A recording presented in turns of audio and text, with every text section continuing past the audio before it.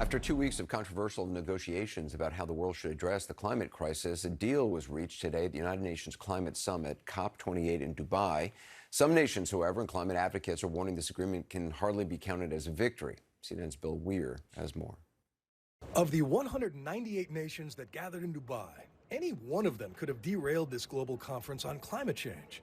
I must say that you did it.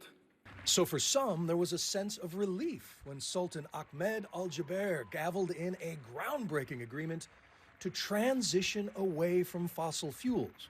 I see a request from Samoa. Samoa, you have the floor. But the small island nations most vulnerable to climate change saw no reason to cheer. We didn't want to interrupt the standing ovation when we came into the room, but we are a little confused about what happened.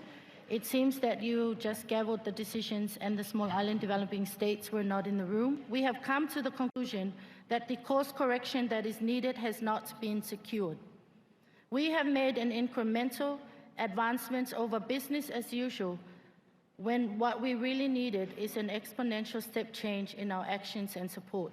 The influence of petrostates is still evident in the half measures and loopholes included in the final agreement. Al Gore tweeted about the watered-down language. And as OPEC congratulated the Sultan and called for oil field expansion, climate envoy John Kerry tried a more hopeful tone. The message coming out of this COP is we are moving away from fossil fuels. We're not turning back. That is the future. And the United States is going to continue to lead the charge on this. On the home front through investments in the Inflation Reduction Act and bipartisan infrastructure law.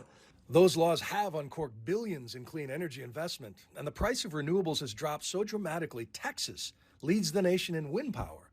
But the U.S. is still producing and exporting oil and gas at record rates. John Kerry was trying to frame this as somewhat of a win. It's historic. They're finally using the F word at a COP in a meaningful way. But he has to come back to a White House that has approved massive liquefied natural gas infrastructure and drilling, in Alaska and other places. How will those words work going forward into holding countries to account?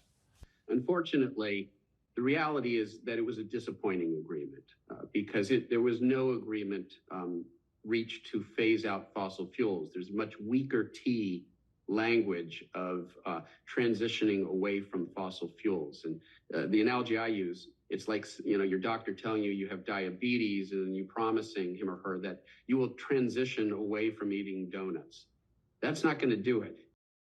Well, Chief Climate Correspondent Bill Weir is here with me. Now, what are the metrics, the specific goals by the numbers that experts say need to be reached to avoid the worst effects? Well, Professor Mann is among the many who remind us that climate cooking pollution needs to come down by more than 40% by 2030, just a few years from now.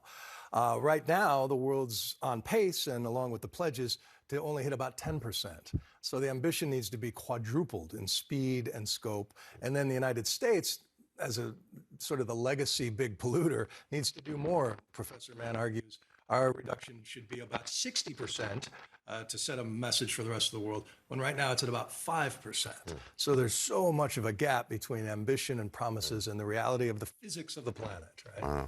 Wow. And any other, when's the next meeting, or is this it? So there's one more in Azerbaijan next year. It's Eastern Europe's turn, and that's the only country Russia would let in there. And then Brazil in 2025, and that'll be a big one to see if they take this promise and really put some meat on the bones. So, Weir, thanks very much. Appreciate it.